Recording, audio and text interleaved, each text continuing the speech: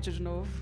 Sou Natasha, diretora cultural aqui da Japan House São Paulo. Um prazer ter vocês, ver essa plateia tão cheia para esse encontro tão importante de hoje, esse bate-papo. Em torno desse ciclo que a gente tem desenvolvido junto com o Arquifuturo, queria agradecer a presença do Tomás Alvim, cofundador do Arquifuturo, que está aqui, que chama Projetando Instituições Culturais, Desafios Contemporâneos. A ideia é que a gente discuta as questões das novas atuações das instituições culturais, as preocupações vigentes de atrair cada vez um público mais amplo, as atividades que são sempre cada vez mais distintas, a versatilidade que é necessária desses espaços.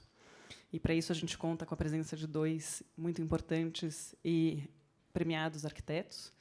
Tsuyoshi Tani, nascido em 79 em Tóquio, que teve uma carreira profissional na Inglaterra, na Dinamarca e no Japão, e desde 2017 fundou o ateliê Tsuyoshi Tani Architects em Paris.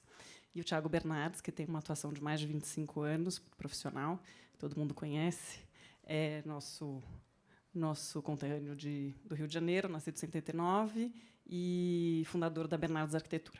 Então, a gente vai começar com a apresentação do Thiago, depois do Tani, tem umas perguntas e a gente abre para perguntas do público. Obrigada, boa noite. Posso sentar? Pode.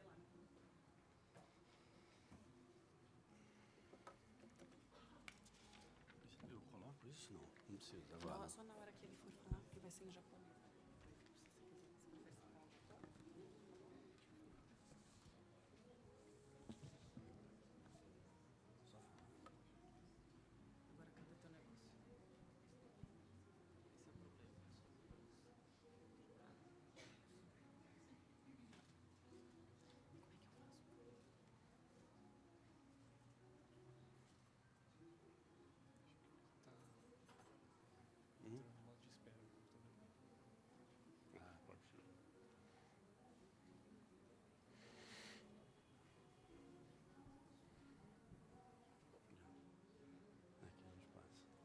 Olá, boa noite. Desculpa, eu fico muito nervoso falando assim com muita gente, mas eu vou tentar acalmar. Na verdade, eu represento um escritório que, hoje em dia, tem uns 60 arquitetos. A gente tem uma sede no Rio de Janeiro, uma em São Paulo, e agora a gente tem uma em Lisboa.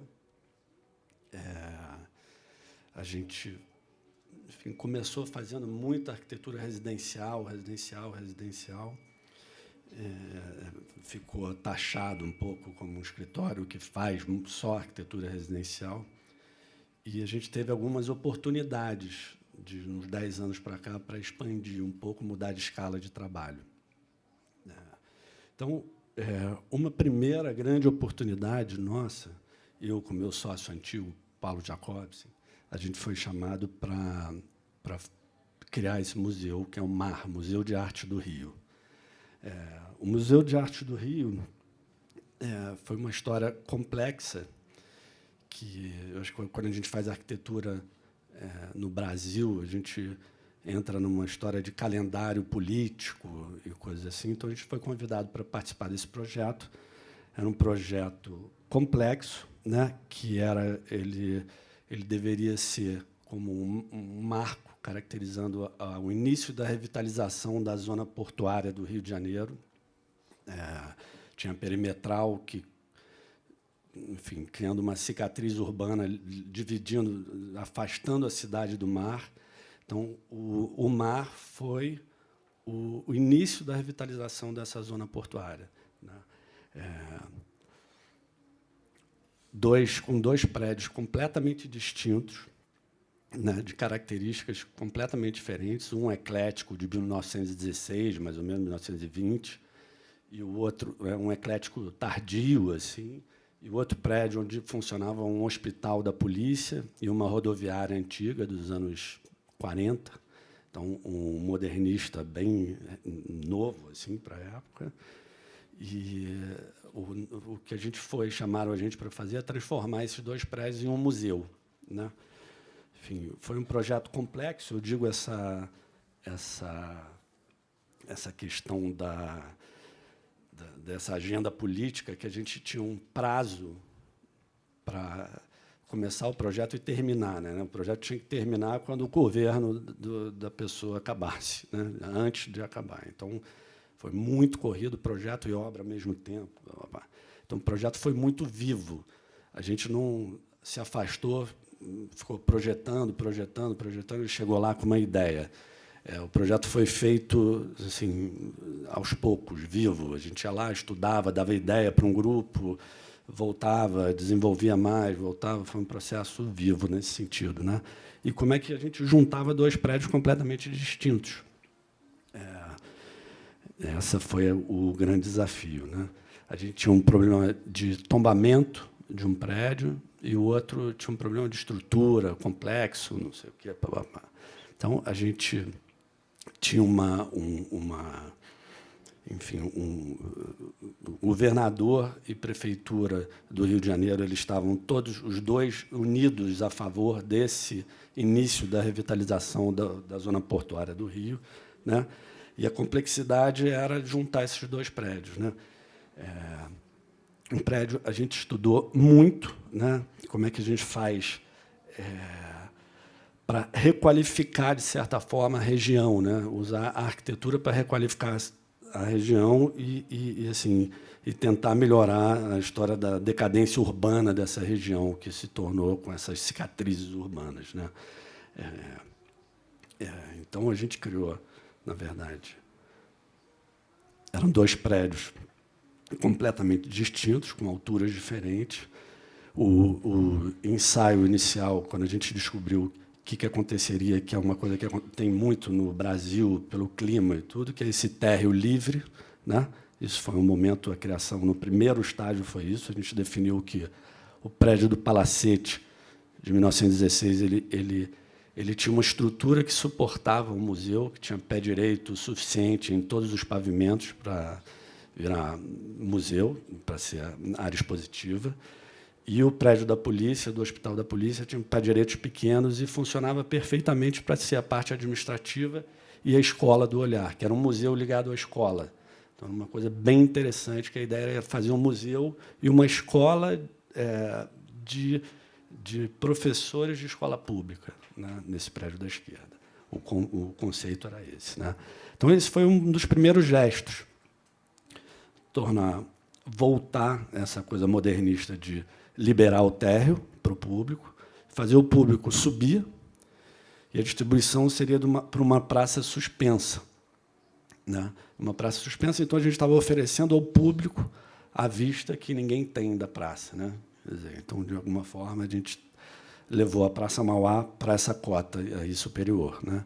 E essa cota superior, no projeto inicial, a gente seria um hub de ligação com o Morro da Conceição, que o Morro da Conceição era um morro onde começou o Rio de Janeiro, né? Onde tudo começou, onde chegavam os navios, as primeiras casas, as primeiras construções. Então, assim, culturalmente é muito importante. Então, o museu funcionaria como um hub de ligação. Tinha um teleférico que ligava essa praça suspensa a esse Morro da Conceição, a Praça Mauá. Isso foi cortado do projeto no primeiro momento, em função de custo e tudo, né? Mas a gente sabia que a praça suspensa, que a distribuição do museu seria por essa praça suspensa. Essa praça suspensa a gente queria que fosse coberta, em função de clima no Rio, né? Chuva e muito sol, né? E que seria uma cobertura que a gente não sabia exatamente como estruturar, né? E o primeiro gesto foi uma cobertura plana, que eu sempre tive dificuldade de projetar sem saber exatamente como seria a estrutura, como aquilo fica em pé. Eu não sabia direito. Então, sempre os gestos, os traços iniciais eram traços tipo uma cobertura espacial, ligando os dois prédios, era uma cobertura metálica, era uma coisa assim. E, na maquete, quando a gente começou a simular isso, a gente viu que não funcionava, porque uma cobertura plana ligando os dois prédios, ela parecia que era o prédio da polícia esticado no Palacete Dom João. Então, isso não funcionou. Foi quando a gente definiu que essa cobertura... A gente pegou uma placa desse plástico que a gente usa para fazer maquete e queimou essa placa né, da cobertura, e apoiou em cima, e a cobertura ficou toda deformada. Então, quando a gente simulou isso em cima da maquete, fez sentido, porque ele não tinha referência nem estrutural, nem estética, nem alinhamento, nem paralelismo com nenhum dos dois prédios. Então, a gente criou, de alguma forma, um terceiro elemento. E, estrategicamente, a turma que estava funcionando, estava do nosso lado, assim, turma política e gestores do museu, eles queriam um elemento que fosse um marco, né? E no momento, a gente não sabia como estruturar isso, né? A gente avançou o projeto, desenhou isso, essas formas todas têm função, quer dizer, a forma tem uma função estrutural, que é quando tem o implúvio, né? O pilar vira drenagem, né? E, quando a cobertura sobe, ela vira um arco para vencer os vãos, né? Então, esse foi um dos primeiros gestos para criar esse projeto, né? E foi quando a gente viu um projeto do Toyo Ito, um crematório do Toyo Ito, que tem uma cobertura, uns pilares de concreto que viram cobertura, não sei o quê, que a gente... no primeira vez, o primeiro gesto, quando a gente foi mostrar para a turma o que a gente queria, ele falou, mas isso é impossível de executar, não sei o quê. E a gente apresentou o projeto de Toyo Ito e outros projetos para entender como é que a gente faria a forma para viabilizar essa história, né? Então, o museu está lá hoje. Ele foi um processo, acredito, todos os arquitetos que eu falo de fora do Brasil, assim, falar que esse projeto e obra desse museu em 2 prédios, com estruturas complexas e tudo, feito em 3 anos, assim, isso é uma coisa meio absurda, né?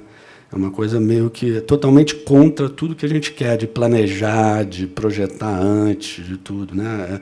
Então, a gente ia fazendo o projeto junto com escavação. Assim, o projeto ele aconteceu durante 1 ano, obra, cavando subsolo para fazer reserva técnica e tudo, por exemplo. E, em um momento, a prefeitura decidiu que o túnel que estava sendo construído para demolir a perimetral ia passar por baixo do museu. Então, a gente teve que mudar o projeto inteiro, 1 ano depois da obra começada, tirando um subsolo, por exemplo. Então, um projeto super complexo. Você vai lá, hoje em dia, você sente um pouco da falta desse planejamento, mas isso vem, na verdade, essa coisa da agenda política, né? A gente funciona muito aqui no Brasil assim, né? Tem essas instituições culturais têm umas coisas, um gesto que você tem que fazer e tem que ficar pronto em 3 anos, 4 anos, para aquele governador inaugurar e acabou, e vai embora, né? E acabou, e depois nunca mais tem manutenção naquilo também. Então, é complexo, né? Então, esse foi um projeto que foi muito feliz assim, para a gente. Uma escala de trabalho que levou o escritório a fazer outros projetos, né? E, hoje em dia, é um projeto que eu acredito que tem aí alguns exemplos do que eu gosto para ser um espaço, essa coisa dessas instituições culturais que viram, como a gente tem o MASP, como a gente tem o MAN do Rio, como tem, quer dizer, são espaços que têm áreas livres e cobertas, que para o Brasil é importante, que pode ser usada como quiser. O público vai, usa, anda de skate, pula. Então, isso que eu acho interessante, essa mistura do público podendo entrar nesses espaços culturais, né?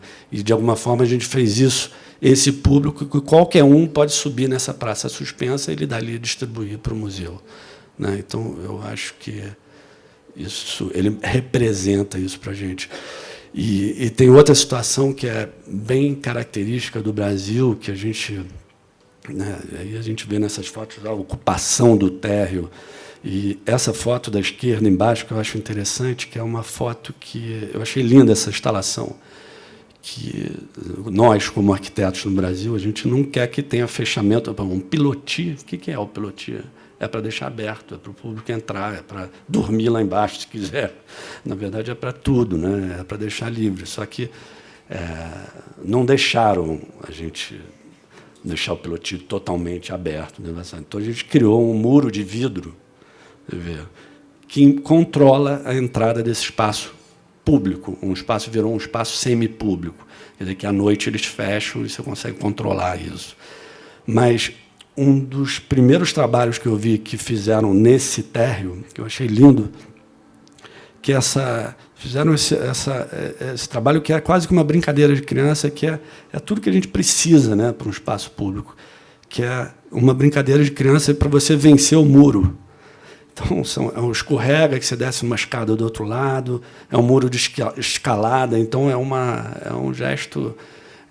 Eu vi outro dia um arquiteto que fez uma gangorra no muro no México, né? Essa instalação, que agora eu não me lembro o nome do artista que fez isso, assim, eu achei perfeito, é isso. Ele tirou o muro de alguma forma, né? Então, esse é o mar hoje, como ele está. Ele está envelhecendo, ele está escurecendo, ele está mudando, e é interessante ver essa escala de trabalho acontecendo e convivendo com a cidade, né? Hoje em dia você vê, eu sempre conto de um episódio bem surreal, mas para a gente entender a complexidade de fazer um projeto desse no Brasil, com custo e prazo, essa coisa toda, quer dizer, 15 dias antes de inaugurar o museu, você vê que a gente tem um vão principal entre um prédio e outro, da cobertura principal. Assim, a cobertura parece que é muito leve, está voando, né, mesmo. Assim, parece que os pilares vão dobrar. E, realmente, 15 dias antes da inauguração, o pilar da ponta, que recebia a maior carga, em cima do Palacete Dom João, o pilar dobrou. E, assim, aquele desespero de todas as pessoas envolvidas, calculistas, arquitetos, engenheiros, e tudo. Como é que faz? As soluções são mais loucas possíveis, né? Faz X na estrutura inteira, faz isso. 15 dias antes da inauguração, prefeito, aquela coisa, governador. Né? E vocês, nesse momento, descobriu-se que na hora da concretagem da cobertura de concreto, não foi feita uma rótula que tinha que ter entre o pilar metálico e a laje de concreto. Então, ele dobrou. Então, você vê que os pilares que estão apoiando a maior carga, eles têm um diâmetro maior do que os outros. Então, lá você consegue enxergar isso. E foi um drama para a gente, uma coisa horrorosa, quando a gente teve que engrossar os pilares. Não sei, que hoje em dia é um evento assim que passa, né? Então, isso é obra no Brasil, como a gente faz essas instituições, é complexo, né? E aí eu vou apresentar mais um projeto. Assim, eu só separei 2 projetos que tinham a ver com o tema, que esse é um Instituto Brincante. Foi um projeto que a gente fez aqui em São Paulo, na Vila Madalena. Vila Madalena é um bairro, assim, vocês aqui são de São Paulo, sabem o que é, assim, um bairro que é bacana pelo que tem, pelas casinhas, pelos bares, restaurantes, mistura com moradia, o cara mora numa casa, tem um restaurante do lado, então essa coisa que faz o bairro ser um bairro bacana, né? Então, e ele é assim, foi quase um projeto de resistência a um pouco a especulação imobiliária, que a gente mesmo participa em vários momentos, mas assim a gente foi chamado pelo Antônio Nóbrega, que tem esse projeto que é o Brincante, que é um projeto que é uma escola acho que a maioria conhece, uma escola de teatro, folclore brasileiro, música, teatro, dança e tudo ligado à cultura brasileira, e que ele ocupava, não sei se dá para ver esse primeiro slide, ele ocupava, dá para apontar aqui?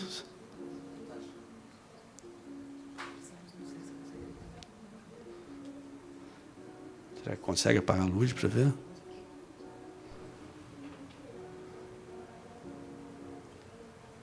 Não dá, mas acho que é. Então, esse centro cultural deles, né, esse teatro, escola, ele ocupava várias casinhas em Vila Madalena, né? Só que ele só tinha, que era a propriedade dele, 2 dessas casinhas. E chegou um momento que, de repente, chegou um cara e falou assim, olha, compramos todas as casas em volta, vamos construir um prédio, ou você vende, ou... Ele entrou em desespero, ele vive disso, uma coisa complexa, e entrou em contato com a gente para tentar entender o que ele poderia fazer. Né? Então, foi um projeto que a gente doou para o Brincante. Né? O Instituto Alana ajudou a construir e viabilizar o negócio. Então, eles ocupavam todas essas casinhas, eles só tinham aquele slide do meio, que só tinha aquelas duas do meio. Né? E à direita, você vê o que aconteceu. Né? Ficou um trabalho de resistência, assim, um prédio, a especulação imobiliária atrás, e as duas casinhas que a gente conseguiu virar essa instituição cultural dele. Né? Então, é interessante essa coisa da resistência, um pouco.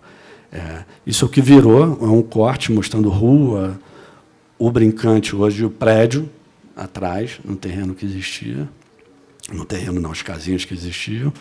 Então, a gente teve que, eu não me lembro exatamente a área, mas ele ocupava 10 casas, a gente teve que transformar esse programa dele e organizar para esse programa de 10 casas estarem concentrados nesses 2 lotes pequenininhos. Né?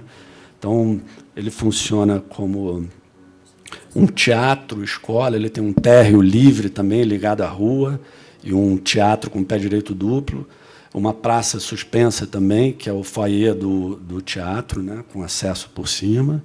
E depois, ainda lá em cima, a gente tem a área de ensaios e não sei o quê. Então, um espaço bem flexível, assim, e a gente conseguiu otimizar e organizar todo o programa dele nessas áreas, né, que estava espalhado em todas aquelas casinhas. Então, desculpa, passei muito...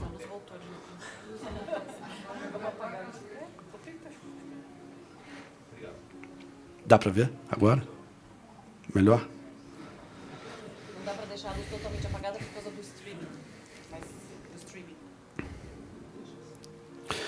Mas, olha, aqui dá para a gente entender como eles ocupavam as casas. No primeiro slide, aqui à esquerda. O da direita é a casa dele no meio, as 2 casinhas, e as casas em volta que foram vendidas. Tá? E o terceiro slide é o que virou. A gente transformou as 2 casinhas nesse centro cultural, que ocupava todas essas aqui, né? E o fundo virou... Mas foi uma coisa muito complexa. E o que aconteceu com o Brincante nessa época? Eles fizeram um movimento de ajuda Brincante, foi uma coisa super interessante. Todo mundo contribuiu, foi uma coisa bem aberta ao público, todo mundo poderia dar dinheiro para a construção. Então, foi um gesto muito bacana assim, para a cidade. Porque ele tomou uma rasteira mesmo, um cara que divulga, né, a coisa da cultura brasileira, e, de repente, os caras chegaram para ele e falaram assim, foi vendido, você tem que sair daqui em 1 mês. Foi uma coisa assim, absurda. O cara sofreu a beça, então a gente entrou para ajudar ele nessa história. Então, eu separei só esses 2 projetos, que eu acho que são 2 projetos nossos que a gente tem essa relação com a cidade e tem a ver com o tema. Né? São 2 centros culturais, um no Rio de Janeiro, outro em São Paulo. São cidades que eu vivo metade numa, metade na outra, assim, complexo, mas vivo. E é isso. Assim, eu acho que, dentro desses projetos, eu acho acredito que tenha muita discussão sobre o tema. Né? E, principalmente, eu acho que o tema vai muito além da arquitetura. Né?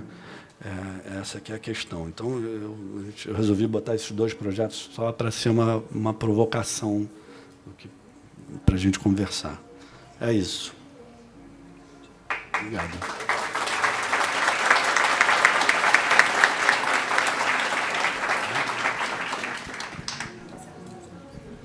Então, agora, o Suyoshi Tani vai apresentar os projetos dele.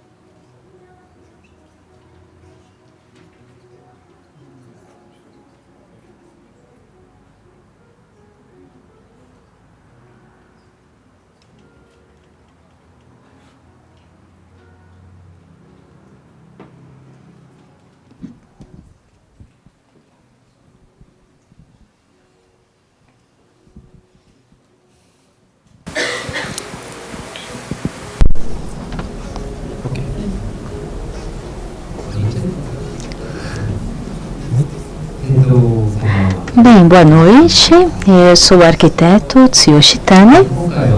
Nesta oportunidade, fui convidado pela Japan House e no segundo andar tive a oportunidade de montar a minha exibição. E o tema é Arqueologia do Futuro. Este é o tema em japonês, é o título da minha exposição. Bem, o que nós fizemos desde 2006, 2018, 2019, todos esses projetos que nós fizemos são 12 projetos que nós então colocamos na exposição. Hoje, como tema, falaremos então sobre instituições culturais. Então, falando sobre isso, vou falar 3 projetos culturais que eu fiz e paralelamente, vou falar como, enquanto eu trabalho em projetar, dentro desses projetos eu faço, por exemplo, aqui é um local, a Japan House, uma instituição cultural, que foi projetada por Kengo Kuma, e eu estou podendo fazer uma exibição dentro de onde um outro arquiteto fez. Já fiz também, podemos também trabalhar, o arquiteto trabalhar como arquiteto dentro de um projeto, ou dentro de um local onde um outro arquiteto trabalhou. Eu tive várias experiências dessa forma e também gostaria de falar sobre isso. Ao final, eu gostaria também de apresentar sobre duas instalações, 2 projetos de instalações.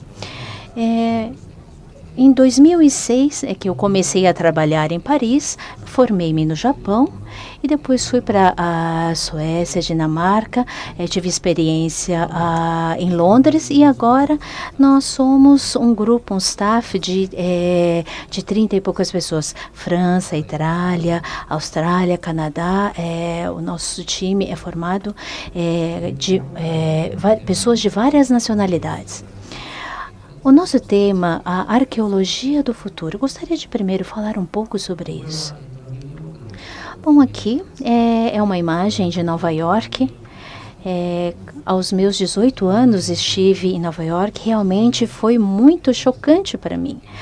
Essa energia vibrante de Nova York, que algo vai acontecendo, um espaço urbano, a energia das pessoas e da cidade em si, isso me deixou muito emocionado. Mas em meados do século XX, todas as metrópoles do mundo todo começaram a se transformar e mudar desta forma. E havia uma área limitada e todos tinham que trabalhar de uma forma que se aumentasse a área.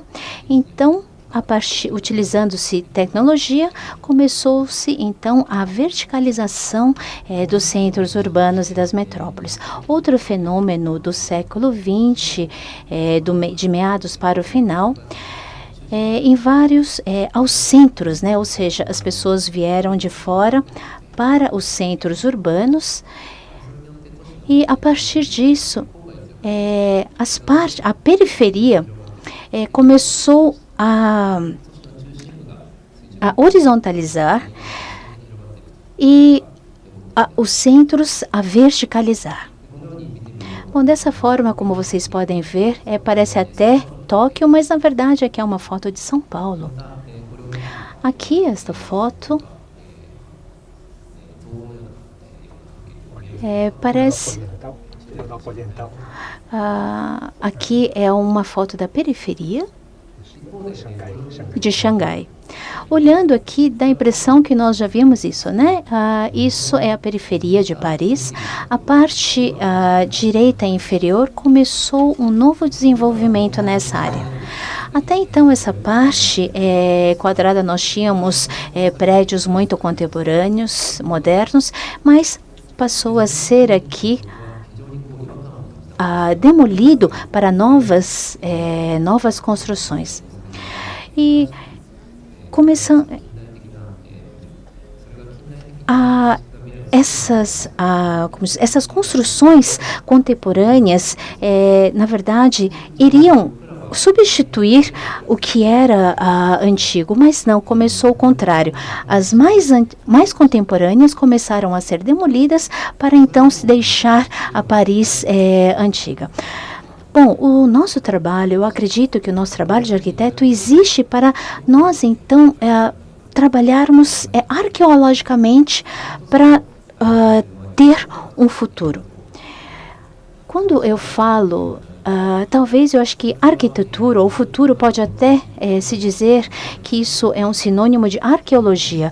Não é um local que é um lugar que somente nós estamos aqui, mas neste lugar existiram outras civilizações, outras culturas. Então, a partir do momento que nós começamos a escavar, fazer um trabalho arqueológico deste lugar, muitas vezes conseguimos encontrar muitas coisas, muitos fatores que, na verdade, serão a memória para o futuro, ou seja, a arqueologia para o futuro.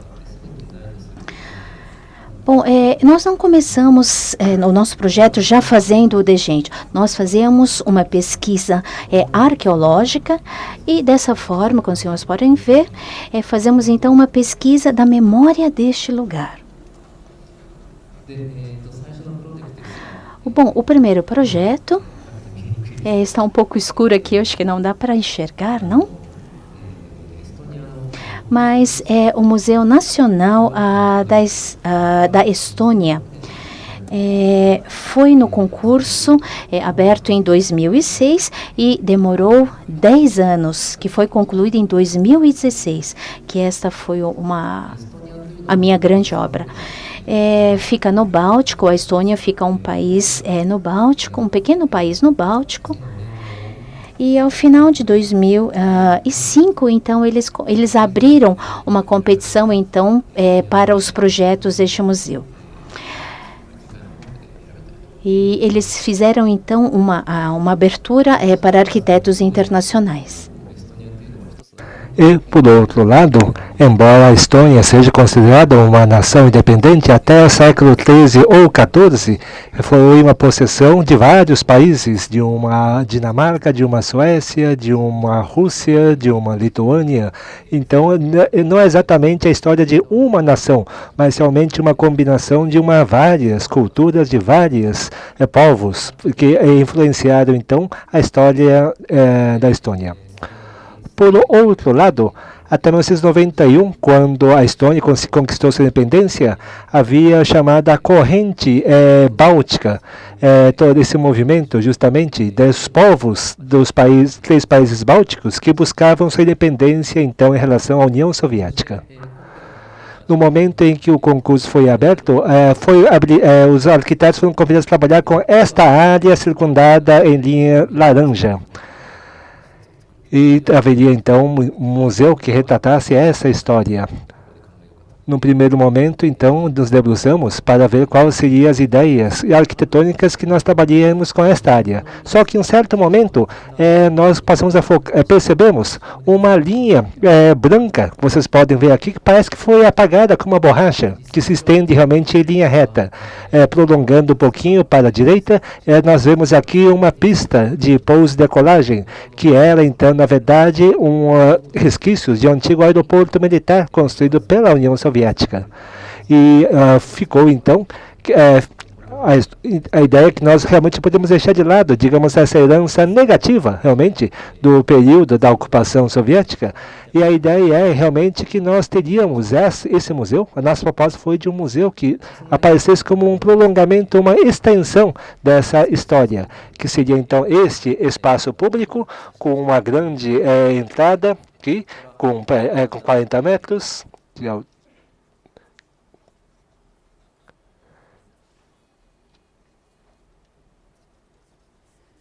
E que gradualmente o pé direito vai diminuindo de altura até se conectar então à pista.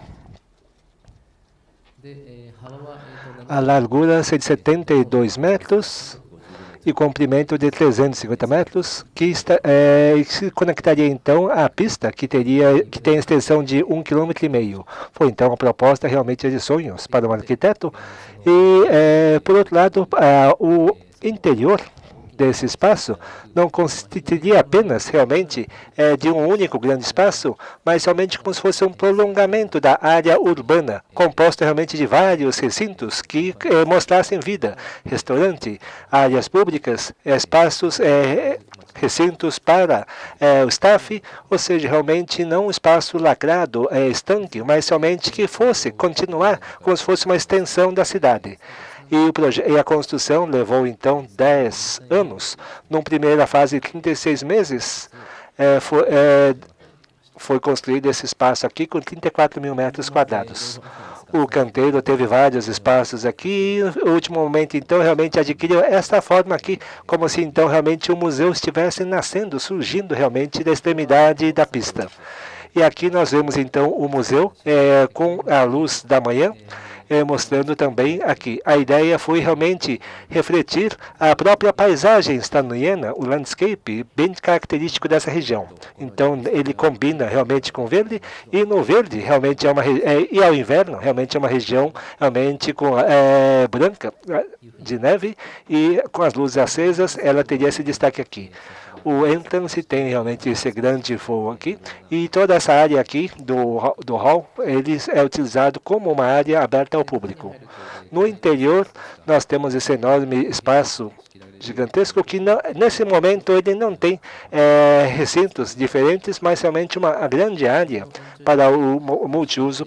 E como a extensão dele, tem, por exemplo, esta loja de presentes, ou então espaços educacionais que permitem, por exemplo, aulas para crianças e estudantes.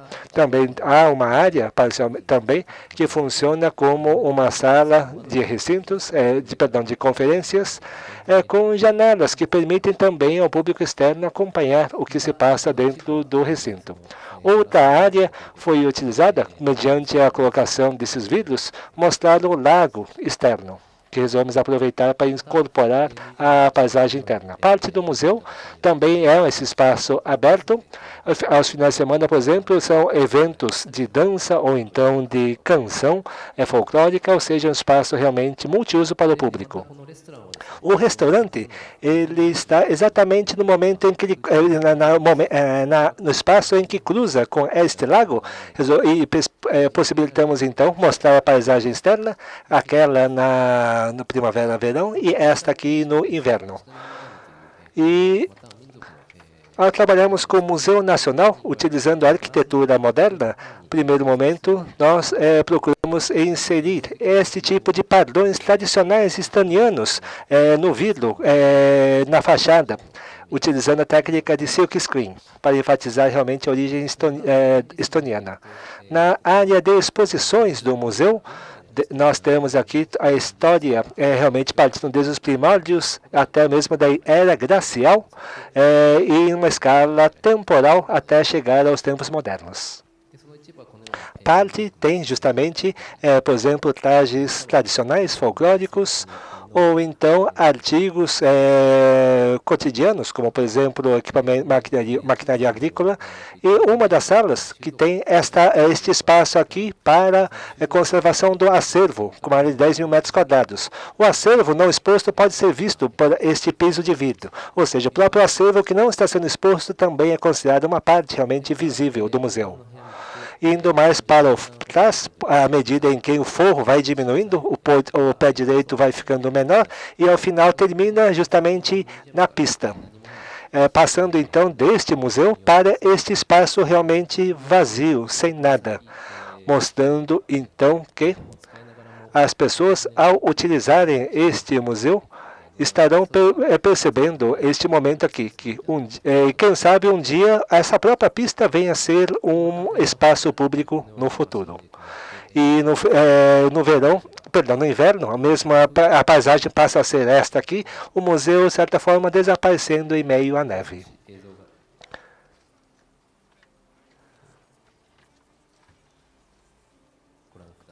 Vamos convidar, então, a acompanhar mais algumas imagens em vídeo.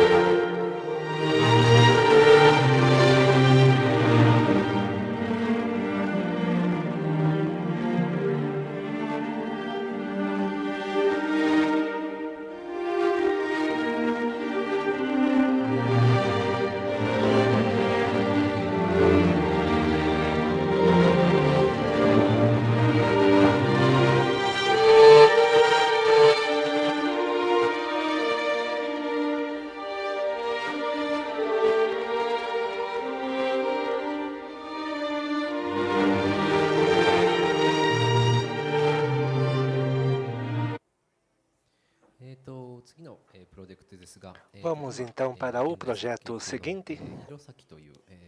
Outro projeto, então, fica na região nordeste do Japão, em Hirosaki, que é um museu da cidade de Hirosaki. E a abertura está prevista para abril de 2020. Isto era uma edificação de 100 anos atrás, e precisamos, então, era um armazém de saquê, para que, então, isso fosse transformado no Museu de Arte Moderna. No Japão, existem vários locais que têm o local preservado, tombado. No caso do Japão, não pode ser construído com tijolos devido à resistência a terremotos, mas aqui em Hirosaki, este armazém de tijolo à vista é algo que nós decidimos que gostaríamos de deixar isto, então, para o futuro.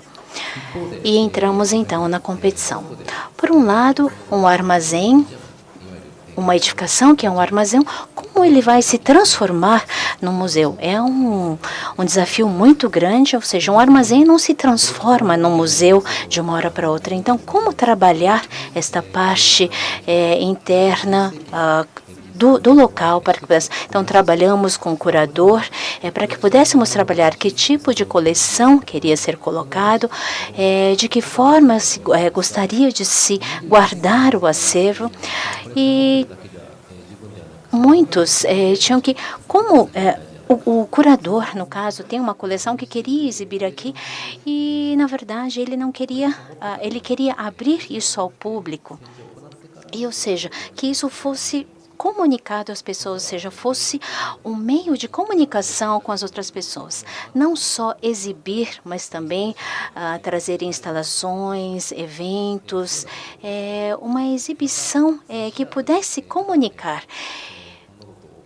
E não só realizar, mas também que pudesse se compartilhar algo para o futuro e para os outros países do mundo.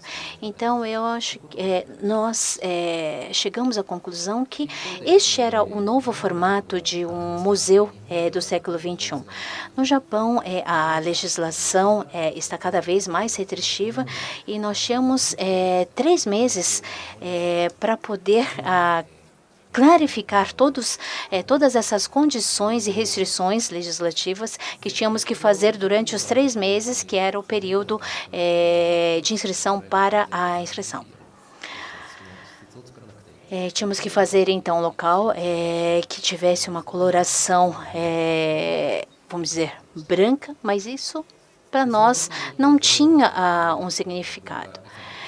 Bom, algo que é histórico, uma construção que é histórica, nós podemos simplesmente colocar um contraste e transformar o que é antigo em algo novo. Ou uma outra alternativa seria redesenhar e, através do design, fazer um novo prédio. Mas, entretanto, a nossa proposta era reaproveitar aquele espaço com tijolo à vista, e tudo aquilo que estava começando a, vamos dizer, a quebrar ou com o tempo, nós queríamos então revitalizar isso e trazer à tona toda aquela história que estava lá. Tínhamos então pensar como poderíamos fazer isso transformar-se num museu. No Japão, este armazém de Hirosaki é a origem da fabricação de cidra, da bebida cidra no Japão. Foi a primeira fábrica de cidra. Então, foi por isso que nós, então, transformamos o telhado utilizando uma cor cidra dourado para trazer esta memória. Então, o telhado é de Cider Gold, a cor. Por outro lado, para poder estruturar este prédio de tijolo, então tivemos então que estruturar internamente. Então foram mais de 200 pilares de estrutura de ferro, dessa forma. para que pudéssemos, então, contrabalançar tanto como a parte de fora e a parte de dentro, pudesse ser preservada o tijolinho à vista, o tijolo. Bom, este é o que nós, então, apresentamos na competição. E, dessa forma, os prédios de tijolos estariam preservados.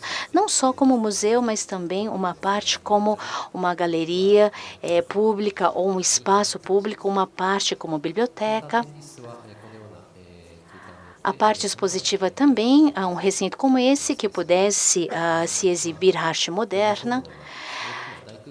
E uma grande área também de tijolo também poderia abrigar exposições maiores. Isto é o que o armazém atualmente está assim, e ele está então sendo trabalhado, e esta é a nossa obra, nosso chão de obra.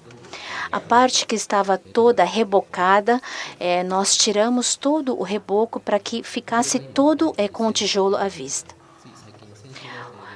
Bom, esta é uma foto de semana passada, dia 10 de abril de 2020 é que será a grande abertura, é a previsão.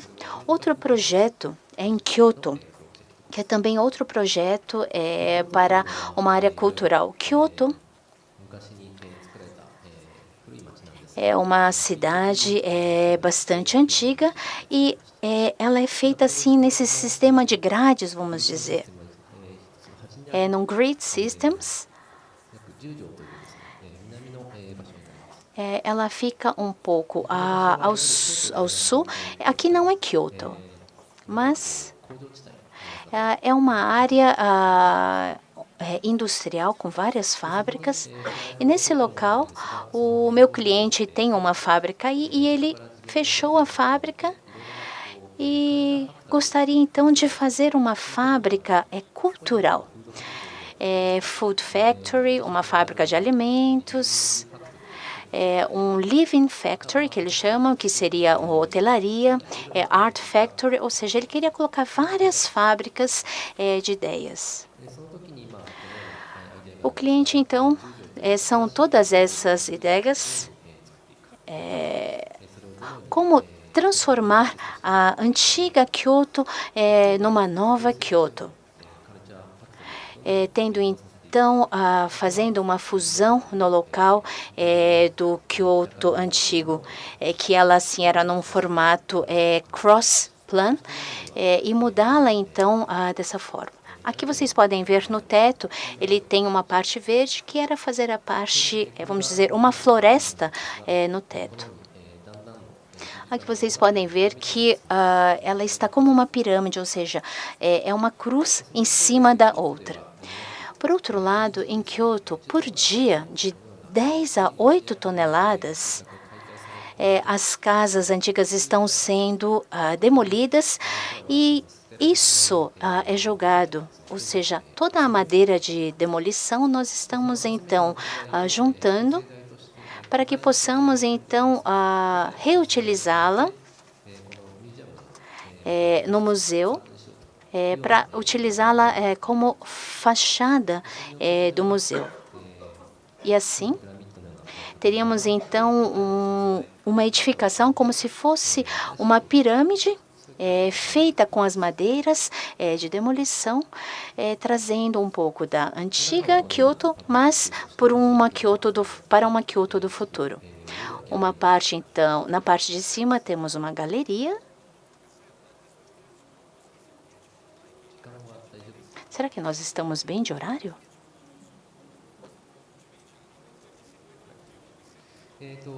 Obrigado. Bom,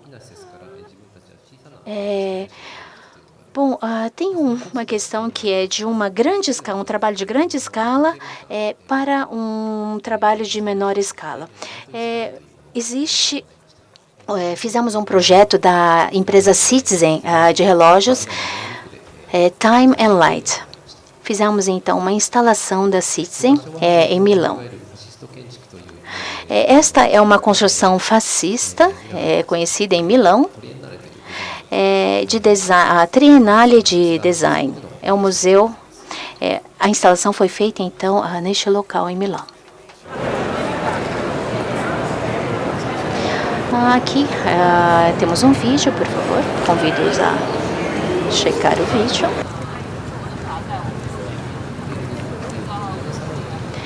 O Salão de Milano é a maior de design do mundo e foi uma instalação neste local, nesse evento, que pudemos então apresentar.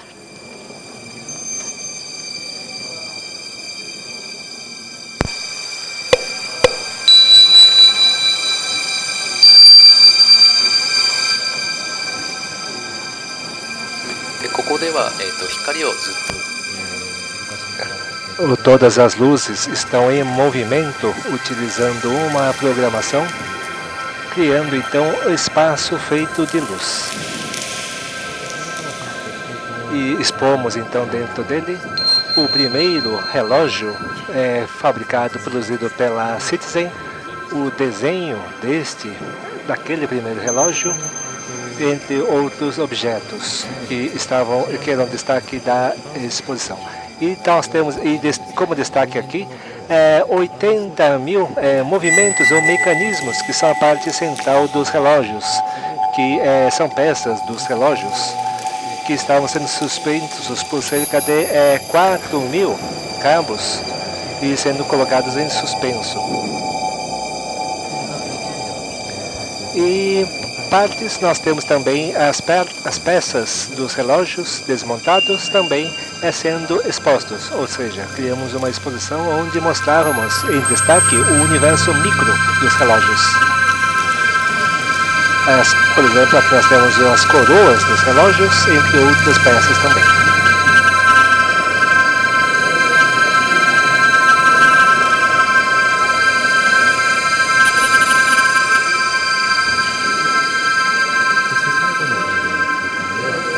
No último espaço da instalação, nós procuramos mostrar os modelos clássicos e também, ao mesmo tempo, os últimos lançamentos da própria Citizen.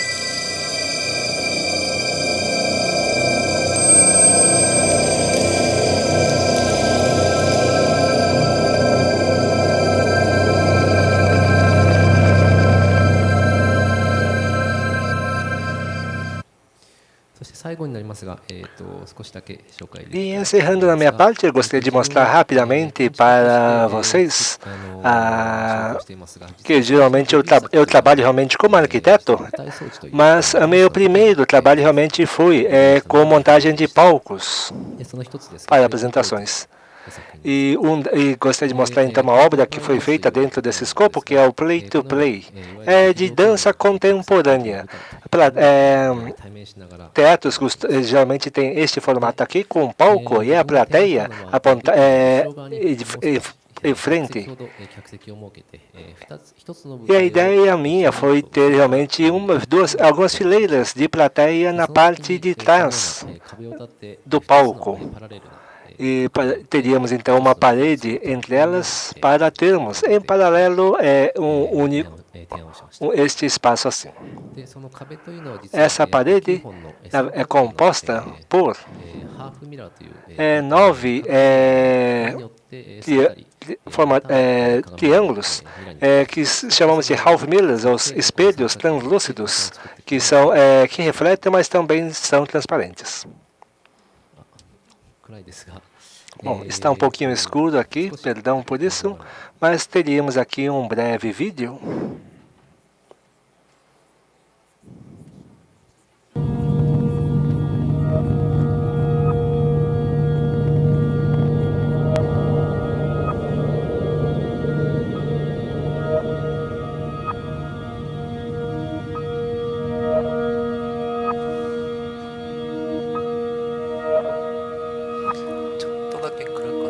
Seria possível apagar um pouquinho só as luzes?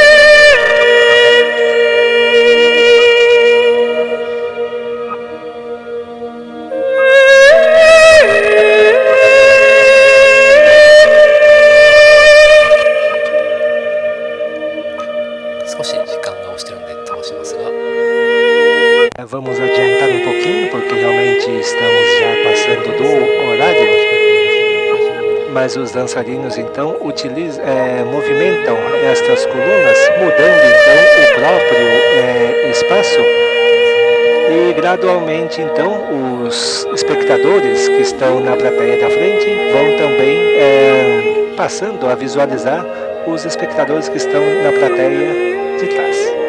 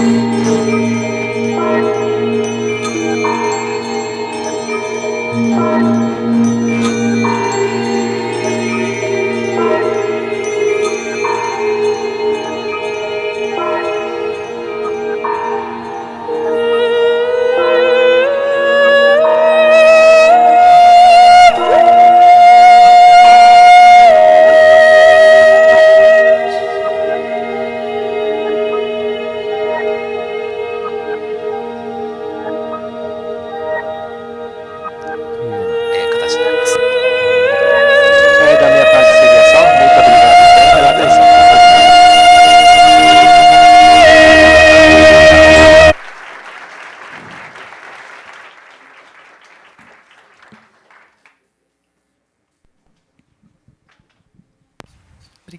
Obrigada pelas apresentações maravilhosas. Esses projetos são realmente de grande importância, Subarashi. grande impacto. Então, vou começar com algumas perguntas para vocês dois, na verdade, depois a gente abre para o público para fazer as perguntas do público.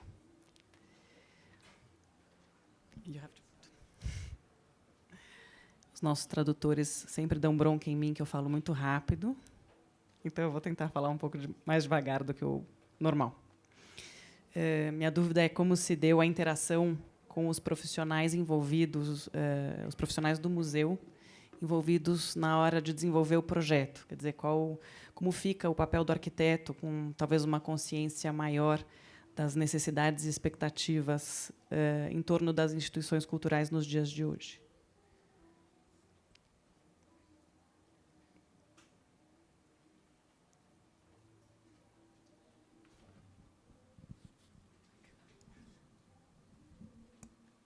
Do you want me to say in English? I missed the question.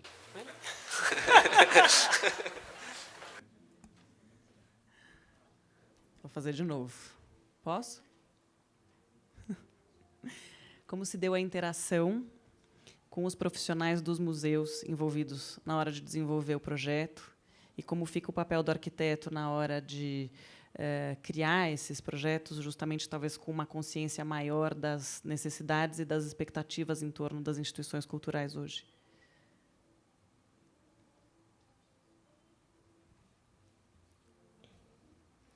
Okay. Yeah. I speak English. Eu vou falar inglês, então, agora. If you want to speak English, it's fine. We have also a translator in English. If I throw it, the question was to Bem, a pergunta.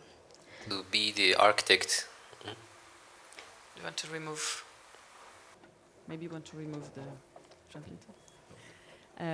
Actually, how was the involvement? Como foi o envolvimento dos outros profissionais relacionados ao museu durante o desenvolvimento do projeto e qual é o papel do arquiteto, considerando que hoje há uma conscientização maior sobre as necessidades e expectativas das instituições culturais nos dias de hoje. Bem, por exemplo, a minha experiência para o Museu Nacional da Estônia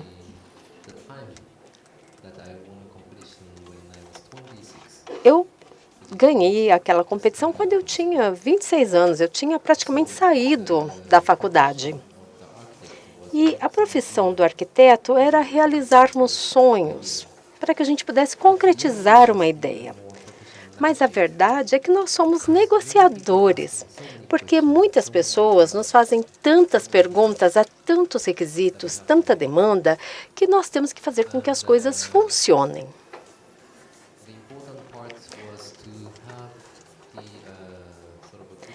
A parte importante é que a gente consiga trabalhar com profissionais bons, porque nós temos muitas pessoas, mas sempre tem alguém que tem uma boa ideia, uma boa visão, com as quais nós podemos trabalhar, conversar, compartilhar. Para os desafios, pensando nos outros pontos da missão do projeto, mas nós sempre encontramos essa pessoa que quer realizar coisas boas. E o arquiteto precisa, então, encontrar um colaborador que nos leve para o futuro. É isso que eu aprendi na experiência com o projeto na Estônia. Eu acho que isso acontece sempre. Essa é a minha opinião. Não sei se o Thiago concorda.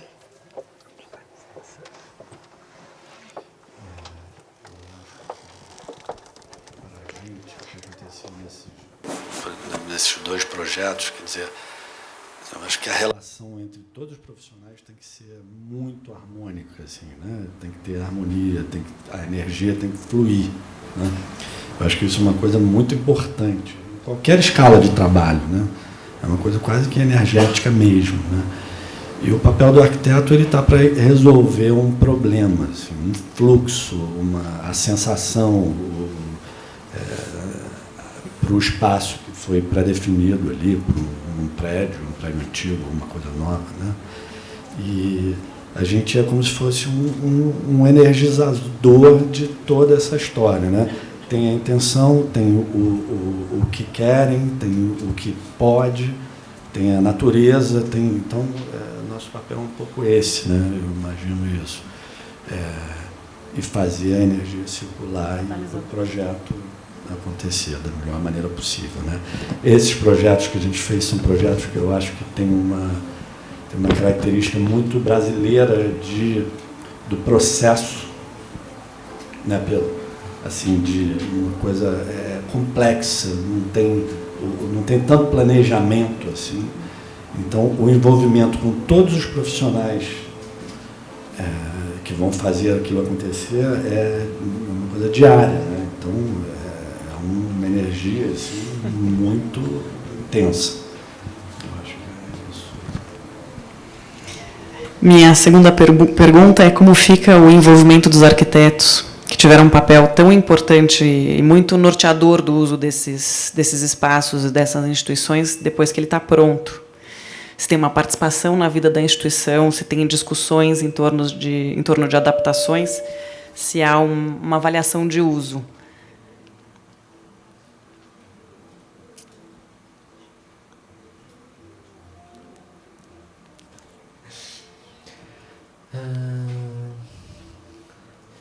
I think like the project is always to make me to think.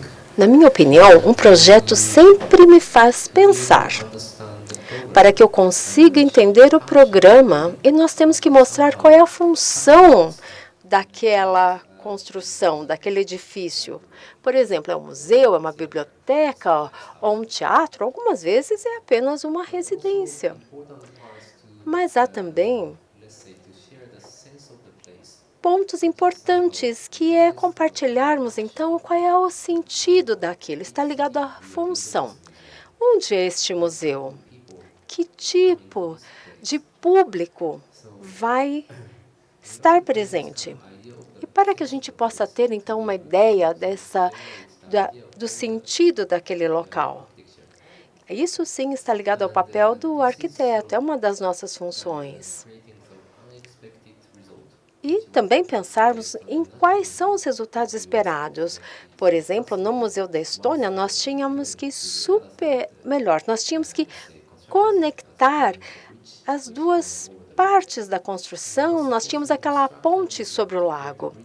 E para que a gente pudesse construir aquela ponte, para que a gente pudesse ter um espaço para eventos públicos, para que as pessoas pudessem usar para diferentes atividades aos finais de semana. Por exemplo, ou até mesmo para que as crianças pudessem brincar.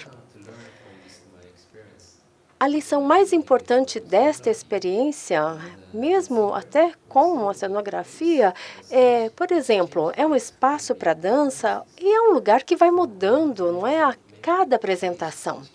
Portanto, nós temos que desenvolver um local que permita que a atmosfera, não é, que o jeito do lugar mude e que também que permita que várias atividades aconteçam ali. Agora, para o futuro, é importante que a gente não determine uma função fixa. E o arquiteto hoje sofre mais desafios. Como é que nós vamos fazer um projeto para esse local para o futuro? Esse é um papel importantíssimo para o arquiteto, acima de qualquer coisa relacionada àquela construção em si. Bom, já respondeu a minha outra pergunta, que era sobre o controle sobre esses locais. Mas também, voltando ao Museu Nacional da Estônia, você volta lá para reanalisar como é que ele está sendo usado e o que é que pode ser feito para que a gente possa, então, talvez usá-lo para outras coisas que não foram consideradas no início? Eu costumo voltar. Eu ia a cada 3 meses, agora eu vou a cada 6 meses. E algumas semanas eu voltei lá para avaliar como é que está sendo usado. Há algumas surpresas, algo inesperado. Algumas coisas com as quais eu nem concordo, o que é até triste. Mas também está ligado ao estilo de vida do público, das pessoas, dos usuários. Eu não tenho como controlar tudo isso, porque nós fazemos um design e as pessoas simplesmente usam depois. E, milagrosamente, naquela pista de pouso, que, na minha opinião, a ideia era mudar até o significado, quebrar aquela ligação com a União Soviética e tornar aquilo um espaço público. Mas aí a Estônia,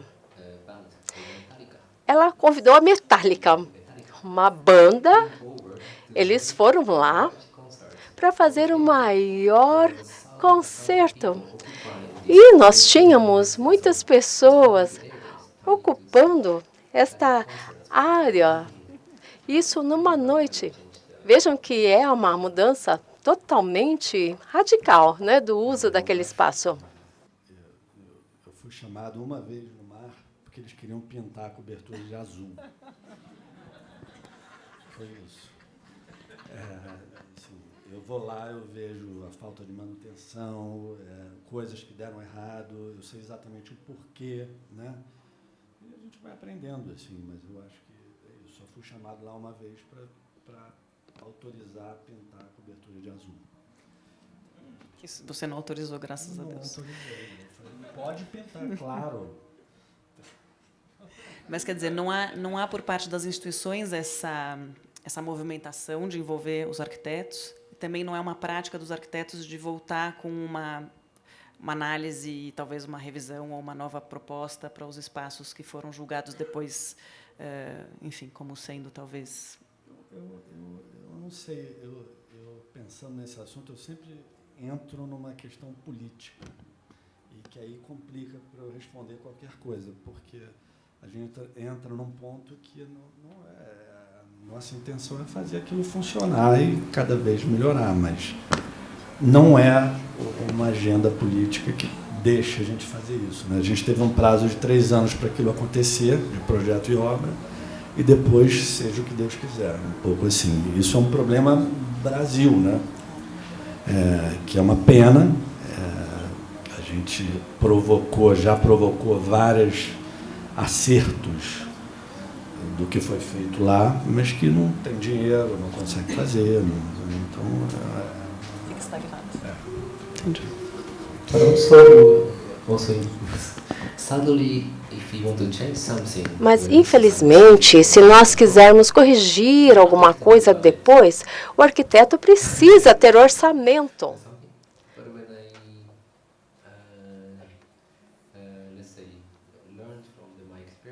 Mas o que eu aprendi na minha experiência é que o museu estava aberto para o público. E quando você chega lá na construção, você tem acesso a tudo. Lá na Estônia, nós usamos muito a digitalização. Nós não temos nenhuma chave no museu, é tudo com a impressão digital. E o controle de acesso é feito pela impressão digital. Isso, então, nos permite acessar alguns lugares ou não. Mas, quando o museu está aberto ao público, por exemplo, a minha impressão digital, e eu tinha acesso a tudo, não funcionava mais. Essa é a parte triste da arquitetura. Eu não sei qual é a sua experiência em ter o acesso ao museu depois da conclusão de todo o projeto. Eu vou muito lá assim, como espectador. Assim, no começo, quando foi entregue ao museu, eu ia como uma pessoa que eu ficava olhando.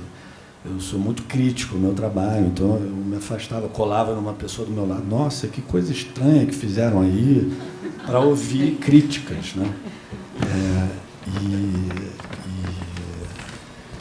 E assim, eu tenho dificuldade de conviver com essa questão no Brasil, do que acontece com essas instituições, assim. Mas estou acreditando.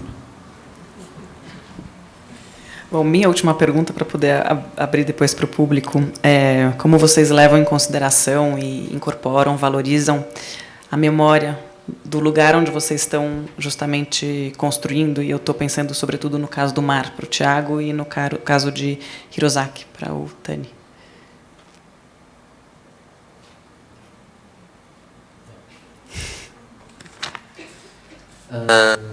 Because again, what I learned of doing and practicing architecture. Mais uma vez, de acordo com o que eu aprendi na arquitetura, depois de muitos anos fazendo design de diferentes edifícios e sites, quando você tem um projeto e quando você tem, por exemplo, um local que será aberto para o público, um público muito grande para exibições, e as pessoas têm lá suas experiências, suas emoções, e isso cria uma memória daquela experiência para o público.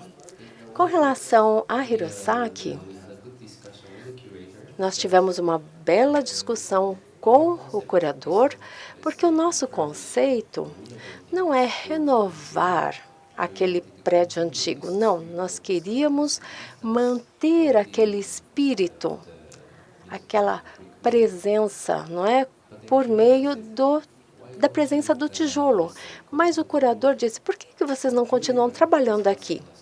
O que o curador estava nos pedindo é que depois, então, da abertura, para que a gente voltasse, que seria, de uma certa maneira, uma conexão nossa depois com aquele local. Foi uma ótima ideia para que a gente pudesse voltar e sem ter que pagar o ingresso, hein? Essa também era uma parte muito boa, porque lá na Estônia era sempre muito difícil para mim chegar lá na recepção, chegar lá e ainda não é ter que pagar o ingresso.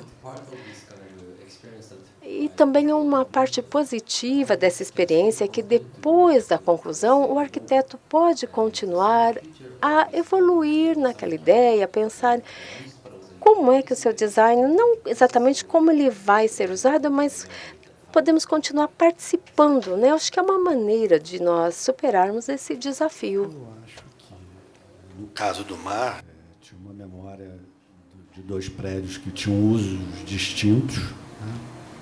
Eu quero ver traduzir, baixar o santo, não sei como é que fala isso, porque eu acho que o arquiteto tem esse papel assim, de controlar um pouco o ego, né? A gente lida muito com essa coisa do ego e o que existe no lugar, e a gente quer, de alguma forma, interagir com aquilo. Então, esse limite é muito delicado de entender até onde você vai, você quer mostrar uma marca, ou você quer deixar esse espaço fluido, você vai organizar fluxo e só, né?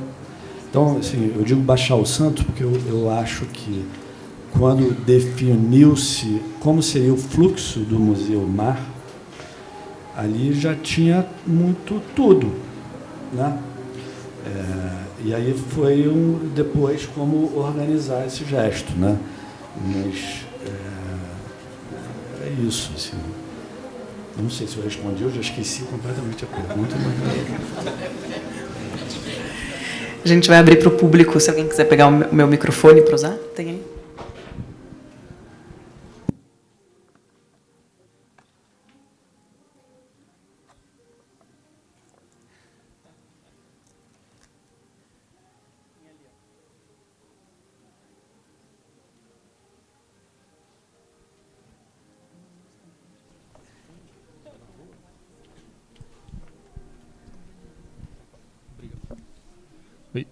Boa noite. É uma pergunta para o Tânia, mas se o Bernardes quiser responder, por favor. É o seguinte, o Tânia, ele parte de... as instituições culturais, elas partem de espaços abandonados, de certa forma. Como o Bernardes falou, espaços culturais também estão suscetíveis ao mesmo abandono por eventuais mudanças sociais ou políticas.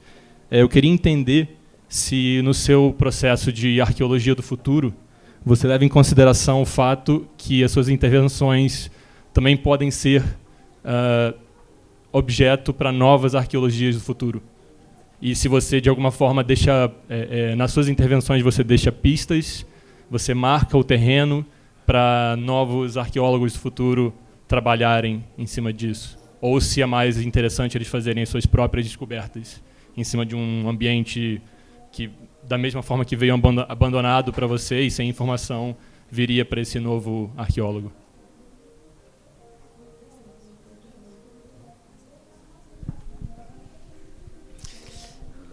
I guess maybe 50%.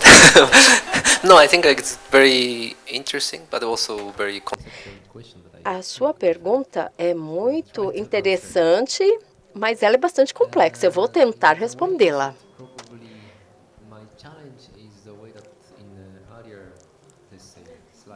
O meu desafio, por exemplo, na área que eu mostrei nos meus slides, depois da globalização ou da modernização, nós viajamos muito e a gente vê uma homogeneização das coisas. É o mesmo produto. A gente não... As coisas que são novas, elas são tão consumidas rapidamente que é difícil nós determinarmos o que vai ser o futuro. Esta é a grande pergunta do momento. Como é que a gente enxerga o futuro? Mas quando nós, arquitetos, nós construímos alguma coisa, nós estamos pensando no futuro. O desafio para mim eu não consigo visualizar esse futuro, mas a gente tenta voltar até a antiguidade ou a Idade Média. Muitas coisas foram criadas e nós esquecemos algumas delas, ou talvez nós as ignoramos. A nossa sociedade ignora. Eu ficaria interessado em ver o que é que pode ser descoberto que nós não descobrimos hoje, que vai ter um papel importante para a memória, para a arqueologia do futuro. Acho que isso vai nos ligar muito mais a um futuro mais à frente, muito mais do que a gente pensar no que é novo. É voltar à arqueologia para que a gente consiga voltar ao futuro. Espero que eu tenha respondido. Tenho a sensação que a gente fica buscando uma maneira de fazer uma arquitetura que seja para sempre, né? E não achou ainda, né? Não vai. O concreto não é uma pedra líquida, mas que tem manutenção depois. E como é que é isso, né? Eu não sei. Eu vejo muito no Japão esses conceitos de que as coisas tiram, você bota de novo, encaixa, isso vai se transformando de alguma forma, mas a gente fica buscando uma coisa que seja para sempre, mas não é, né? Eu não sei aonde vai, por isso que eu acho que essa pergunta é interessante. Talvez eu acho que o resumo da pergunta seja como observar a sua intervenção no futuro como antiguidade. O que agora é você projetando um futuro, no futuro é você como antiguidade. é mais talvez uma reflexão em cima do próprio trabalho. Não sei, eu acho que é uma indagação interessante para fazer. Como... É mais do que manutenção, né? Sim, que você está falando, uma coisa mais...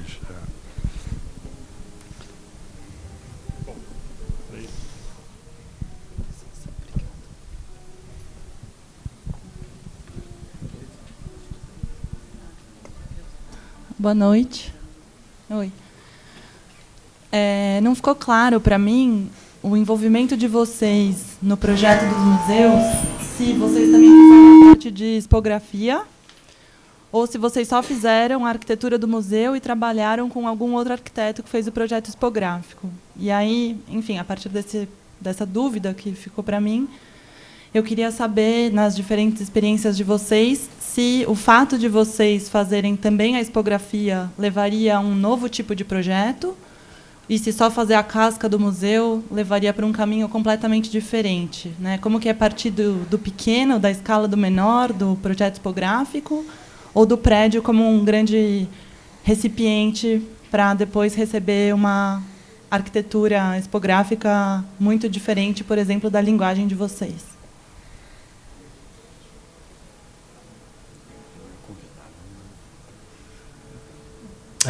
Just I want to know topography in Portuguese. When you say topography, means landscape or? Quando se diz topografia em português. Ah, I'm sorry. Exhibition.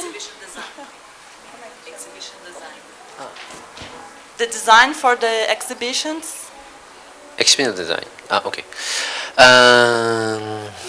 For the Estonian National Museum. Para o Museu Nacional da Estônia, nós não tivemos essa oportunidade. Nós apresentamos o design do museu e também queríamos incluir e pensar nos acervos, em como é que eles poderiam ser exibidos, para que se tivesse uma experiência entre a arquitetura e o design. Mas o cliente, o arquiteto precisa concentrar seus esforços e nós não sabíamos qual era a história da Estônia. Então, nós tínhamos um designer da Estônia que veio fazer o design, essa parte da expografia. Foi bastante difícil, mas, ao final, nós fizemos uma negociação, chegamos a um meio termo. Nós tentamos até queixar sobre uma ideia que nós achamos muito diferente e depois chegamos a um ponto bastante interessante. Chegamos a um meio termo que foi muito bom para todos. No caso, a gente não fez a expografia do mar e nunca foi chamado para algum ajuste que tinha que ser feito para a expografia, enfim. E eu ali já vi várias vezes alguns problemas que a gente deixou, de certa forma, ou uma falta de liberdade em alguns momentos para quem faz esse projeto expográfico, né? Mas a gente define o espaço e deixa o mais livre possível. Mas aí tem toda a questão de custo, de todas essas intenções que chega no momento que a gente não consegue fazer.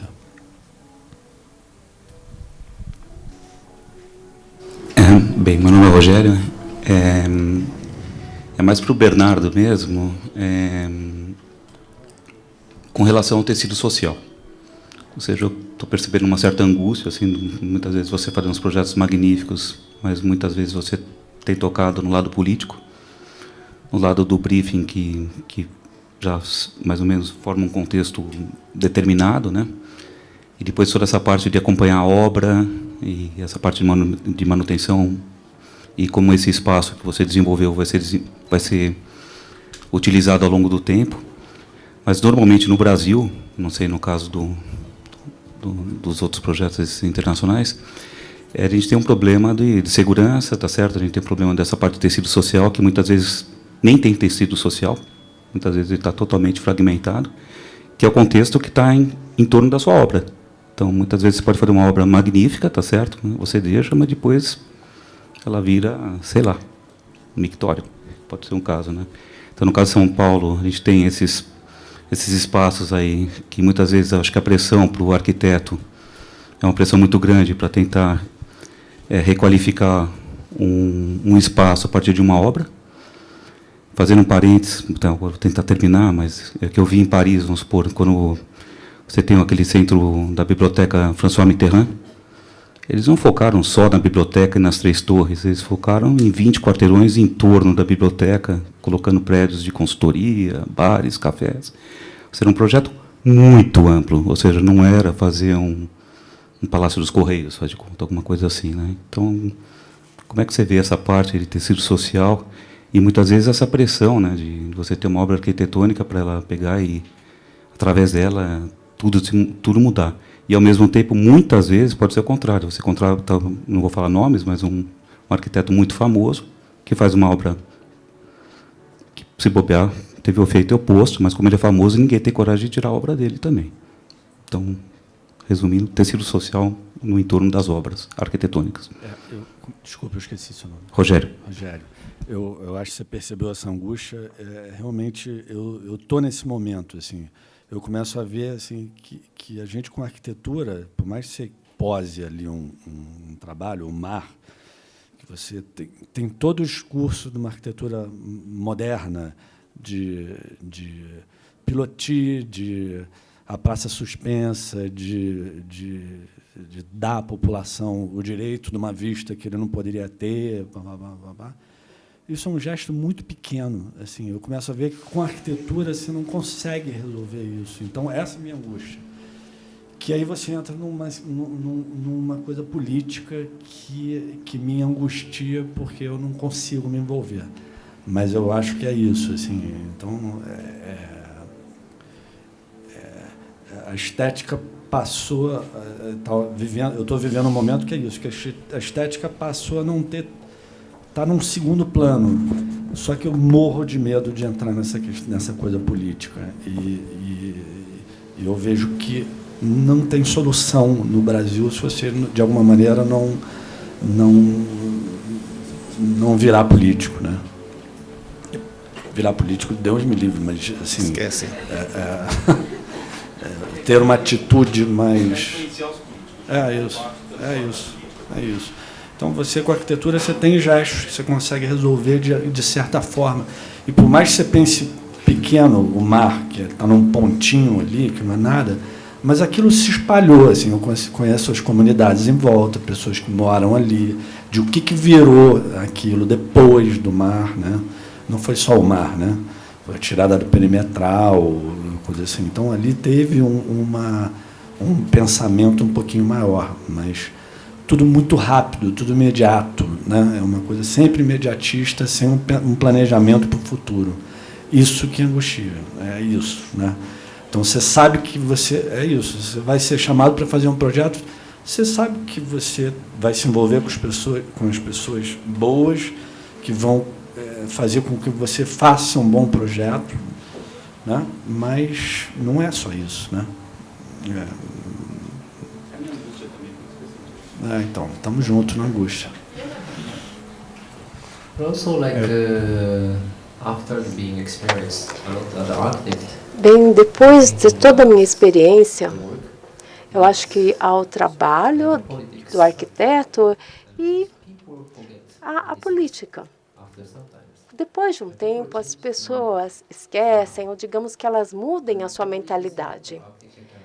E a única coisa é que o arquiteto vai se lembrar dessa realidade. Por exemplo,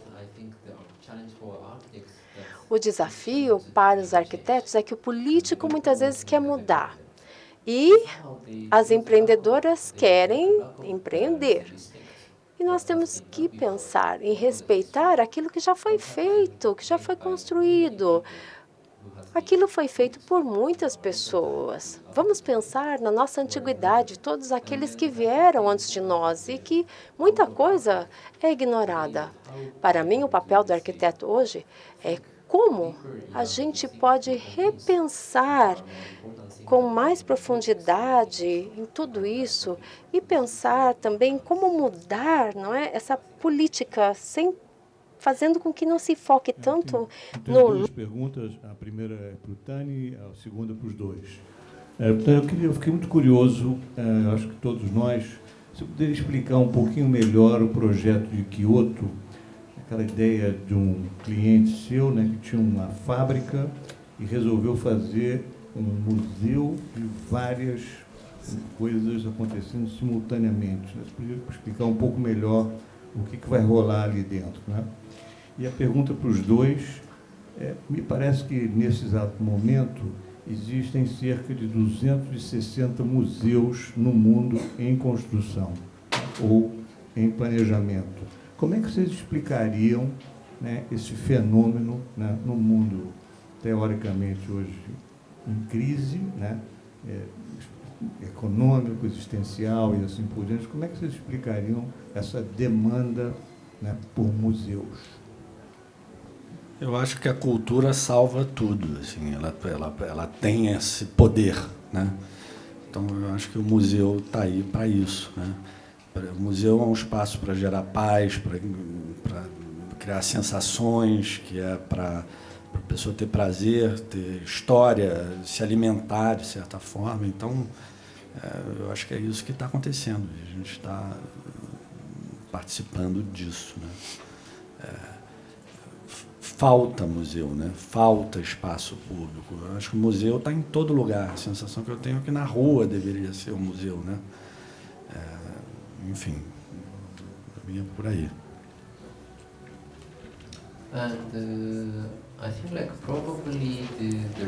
Acredito que provavelmente o motivo de hoje o museu ser tão popular é porque no passado, para termos um museu, nós precisávamos dos acervos para atrair o público, mas hoje, para termos um museu, nós precisamos de uma ideia. E muitas pessoas hoje têm novas ideias. Ideias para que a gente possa atrair a sociedade, o público. Hoje, o museu está promovendo essas ideias para a nossa sociedade, que ocupa o museu para isso. Pode ser até para uma exibição de obra de arte ou para outra coisa, para que a gente possa ter eventos ou para que a gente possa ter, por exemplo, uma exibição de flores. O que é importante é que hoje as pessoas possam ver não só aquilo de seu país, mas de diferentes países, para que a gente possa vivenciar experiências emocionais e não apenas intelectuais. Eu acho que a função hoje do museu é muito diferente do que nós tínhamos nos séculos anteriores. Com relação ao meu cliente lá em Kyoto, ele tem, sim, a fábrica e ele estava perto dos seus 70 anos. E ele gostaria de fazer alguma coisa na vida. Ele queria demolir a fábrica e pensar em alguma outra coisa. Aí ele me pediu para que eu fizesse, então, o design desta fábrica de alimentos e um hotel. Mas nós não temos nenhum museu de arte contemporânea em Kyoto. Nós temos muitos templos, sim, lá em Kyoto.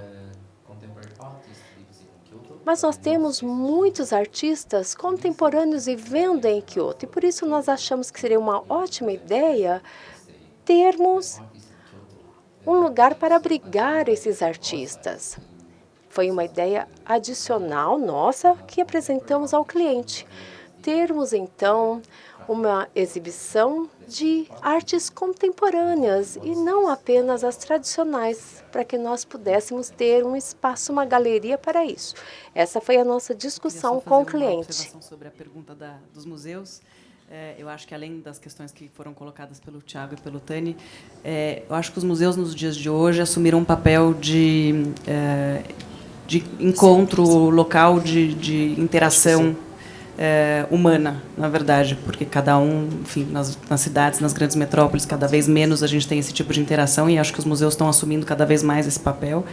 Concordo que há uma necessidade de mais e mais museus, e acho que o aparecimento desse número tão grande passa por essas questões, mas também por uma série de questões econômicas. O museu se tornou também um grande atrativo turístico para muitos lugares, e acho que isso também é levado em consideração em muitos governos, por muitas questões políticas também. Acho que não é só o lado, enfim, social do museu. Acho que também tem esse aspecto.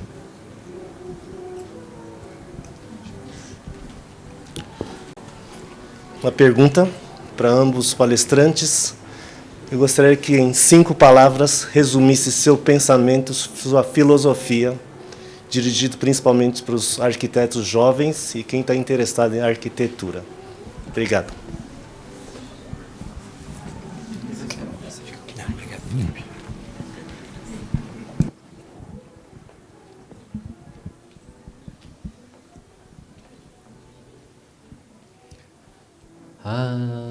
For young architect students.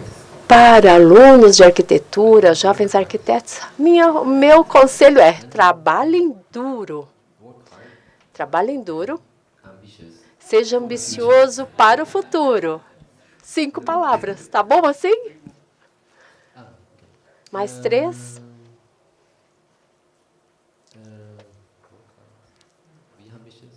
Então, trabalhem duro, sejam ambiciosos. E acho respeito pelo passado.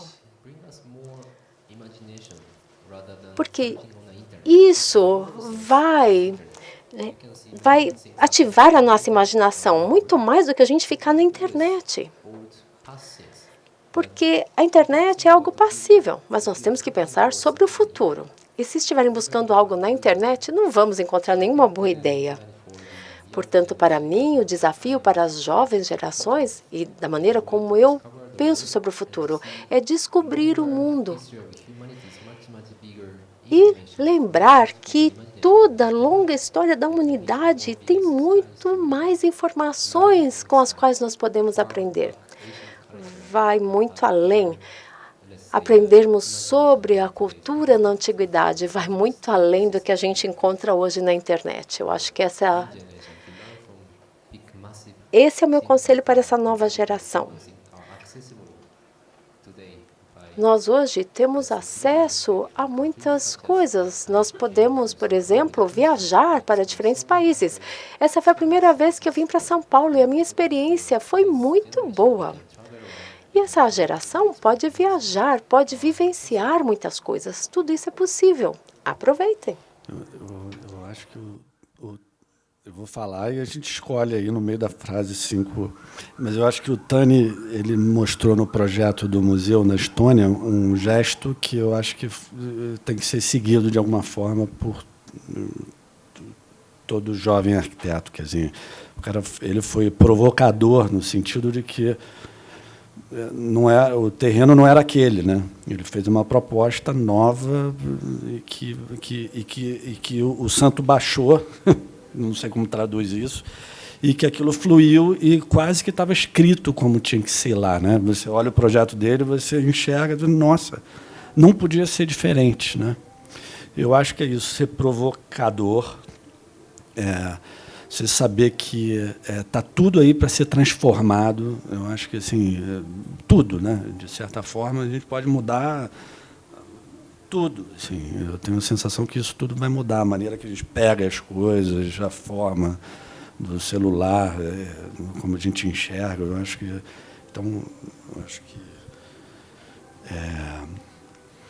controle de ego. Eu falei de ego aqui de arquiteto, mas eu acho que a gente tem que ter um certo controle, olhar para isso, né? Tanta coisa, não dá, mas eu acho que é isso, assim, basicamente isso. Bom, a minha pergunta vai mais para o Tani, mas você também pode responder, Tiago. Eu gostaria de saber como foi a sua vivência desenvolvendo um projeto tão grande como o Museu da Estônia, sendo um arquiteto tão jovem, e como foi executá-lo, sabendo que profissionais, até às vezes com mais experiência, estavam dando opiniões, né? Então, a minha pergunta é mais como é ser um arquiteto tão jovem, construindo numa escala tão grande.